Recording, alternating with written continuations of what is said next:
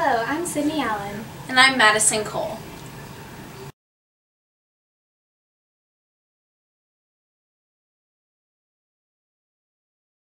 The GAP project is a project that we have in Global Academy.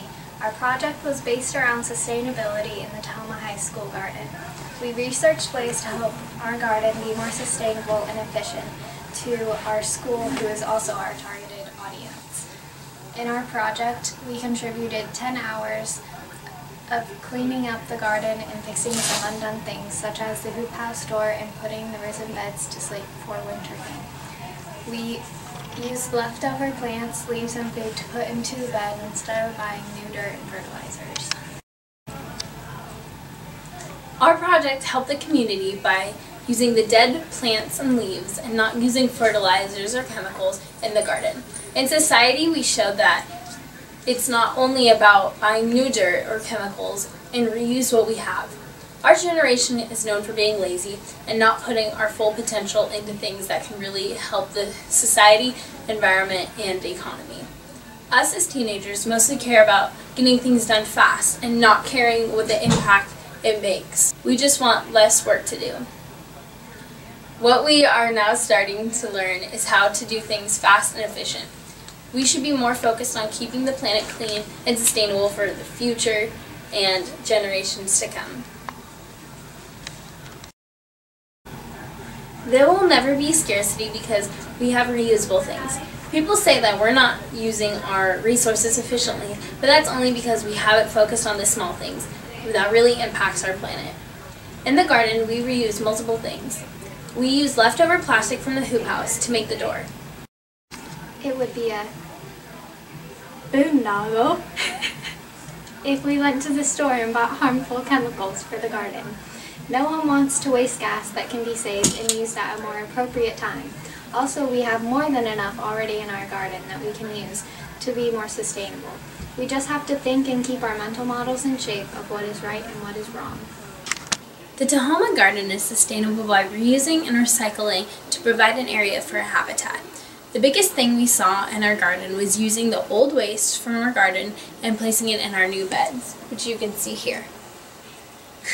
Plus, we didn't use any harmful chemicals in our beds. These are some before and after pictures that we took.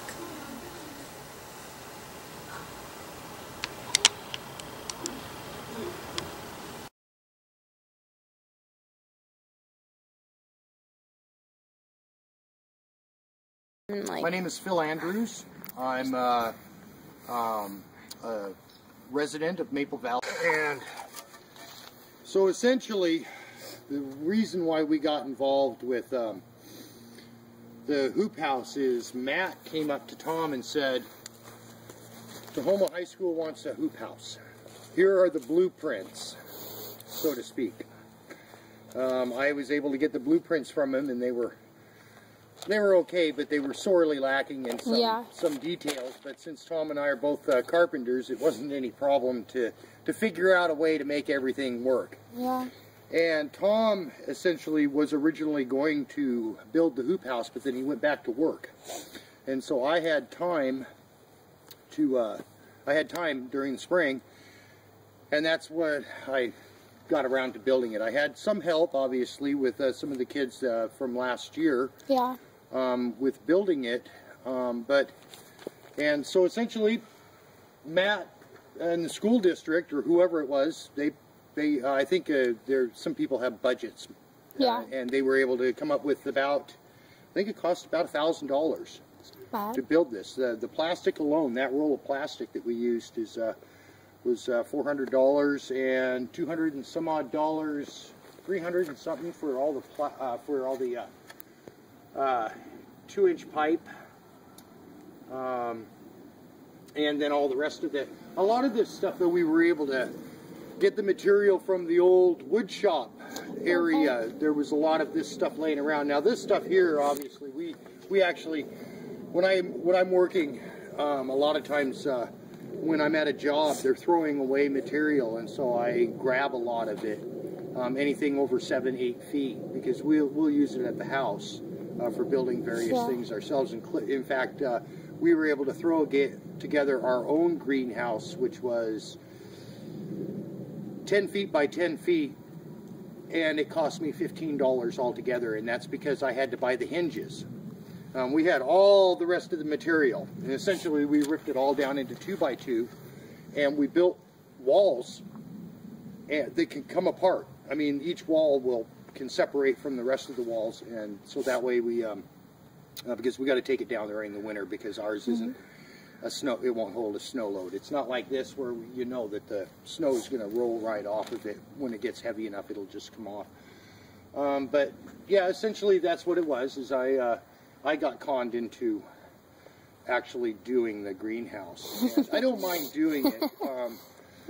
It would have been nice to have gotten it done sooner, and obviously we're just now getting around to putting the doors on. Yeah. But I think it'll be the greenhouse plastic itself should last 3 to 4 years before it has to be redone, and I believe that you have enough material here to do it again. So theoretically the greenhouse will last 6 years before we have to buy more plastic and then replace it. But it's not that big of a deal. The main thing will be having to take this apart. The rest of that, essentially we take this 1x4 off here. The ability part though is, I mean, you eventually have to replace the nutrients in the ground. Using the fertilizer that the chemical companies like to sell is not sustainable. You're better off actually bringing old material in, or for that matter, going to Cedar Grove and buying compost and mixing it in with the ground we had a would field be trip better there. than actually, than actually using chemical fertilizers. You know, chemical fertilizers are made out of petroleum. Yeah. Which is definitely not sustainable. The sustainability part depends on what you want to use to keep the ground fertile. And to be sustainable, you have to plan ahead. You can't just bring stuff in like you do fertilizer and just use it. You actually have to think a year ahead on yourself by bringing in material that can be mixed in.